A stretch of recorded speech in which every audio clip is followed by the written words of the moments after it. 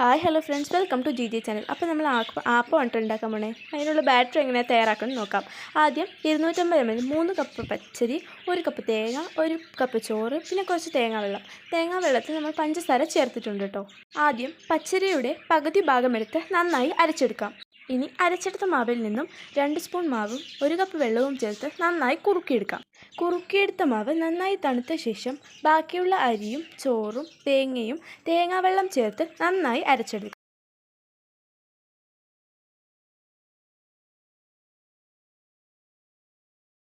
ഇനി നമുക്ക് ഈ മാവിൽ ആവശ്യമുള്ള ഉപ്പ് ചേർത്ത് നന്നായി മിക്സ് ചെയ്ത് എടുത്തു വയ്ക്കാം. ഇനി നമുക്കിത് പുളിക്കാനായി മാറ്റി വയ്ക്കാം. നമ്മുടെ ആപ്പത്തിൻ്റെ മാവ് റെഡിയായിട്ടുണ്ട്. രാവിലെ നമ്മുടെ ആപ്പത്തിൻ്റെ മാവ് ഇങ്ങനെയാണ് ഇരിക്കുന്നത്. നമ്മൾ ആപ്പം ഒഴിക്കുകയാണ്.